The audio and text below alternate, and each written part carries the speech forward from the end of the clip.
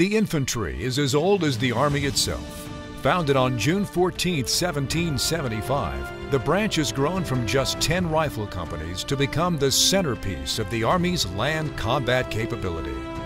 Throughout history, the infantry has excelled in closing with and destroying America's enemies through fire, maneuver, and close combat. While the infantry's mission is enduring, its equipment and organization have evolved. Today's infantry is a multifaceted branch consisting of light infantry, air assault and airborne forces, mechanized infantry, and a variety of special operations forces. Career infantry officers can expect assignments that alternate between light and heavy formations. Junior officers spend most of their time in the Army's operating force, honing their small unit leadership and staff expertise.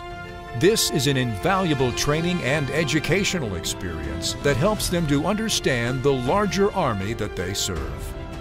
As they approach mid-career, infantry officers are afforded opportunities to pursue graduate education and develop expertise suiting them for leadership in either operating force or generating force assignments, training and leading soldiers across the Army, as well as collaborating and training with America's allies. Infantry officers possess a special blend of skills, knowledge, and behaviors. Their unique talents help them to succeed in any mission. Physically fit. Tough, gritty, and tenacious, infantry officers thrive in the most austere and physically demanding conditions.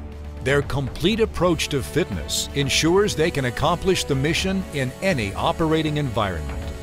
It's important for infantry officers to be physically fit because as soldiers, we're also professional athletes, and especially for the light infantry, which is where I've grown up in, that's how you make your living. Being a platoon leader is about physical leadership. It is about the follow me, the Iron Mike statue. When you're out there and you're in an austere environment, wherever you are, you can't just sit on the side of the road and say, I'm done, I quit. All right, you have to be able to have the grit to push through and be successful, no matter what. At the end of the day, you can't do your job if you can't perform under those physical conditions. Mentally tough. Infantry officers excel in stressful situations. Their grace and perseverance under pressure allow them to meet any challenge, no matter how complex or demanding. The thing that makes a really good infantry officer is the ability to think under the highest stress, where you're physically exhausted. And if you're not mentally tough and you don't have the resilience to withstand the daily grind, you're not going to make it. That's the importance of mental toughness, is that even when you're at your physical limit, you still have clear thinking, you're still mentally alert. Problem solver. Infantry officers routinely use a mix of established practices and new, unorthodox solutions to meet complex and ever-changing threats and challenges. You know, what I find most rewarding about the infantry is really the requirement of having to solve problems. And the expectation is that leaders can come into a problem, look at it with a keen eye, and then develop a solution for it. Success as an infantry officer boils down to a matter of seconds and minutes. If you can't be able to find a solution to a problem very quickly, soldiers are going to die. Innovative.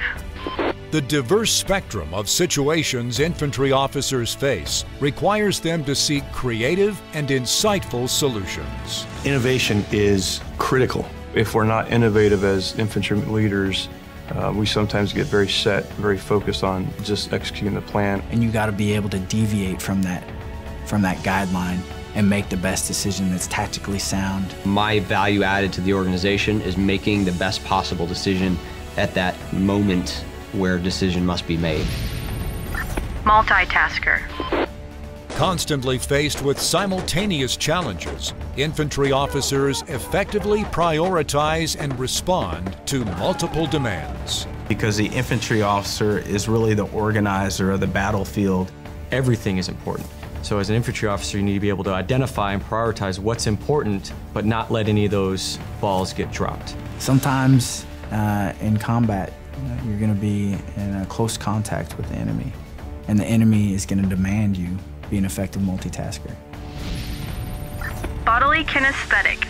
The physical nature of close combat demands infantry officers who are comfortable with taking a hands-on approach and possess keen bodily and sensory awareness. When you're talking about infantry, just the branch itself requires a lot of proficiency or being hands-on. You'll be manipulating your rifle with your hands. You will be filling your radio in the dark while it's raining. So you have to have that flexibility and dexterity to be able to maybe go through a window this time, or maybe this time I go through a door, or maybe this time I climb over a wall, or climb up a rope onto a roof, or climb up a ladder. So I attended the University of Colorado. I graduated from the United States Military Academy. I was commissioned out of Kansas State University, ROTC. Cornell University. The Officer Candidate School. My undergraduate degree was in psychology. I majored in criminology. Mathematics. You can't win a war without closing with the enemy in the last 100 yards, and that's what we do. We provide wide area security. We secure populations, we secure ourselves, we secure other units to our left and right. I've been fortunate to be a member of every type of infantry organization, from a light infantry platoon in Panama as lieutenant to a mechanized company commander and a striker as Syrian battalion commander. I had the great opportunity to be a part of the 75th Ranger Regiment. The infantry branch really very much seems to me that it's,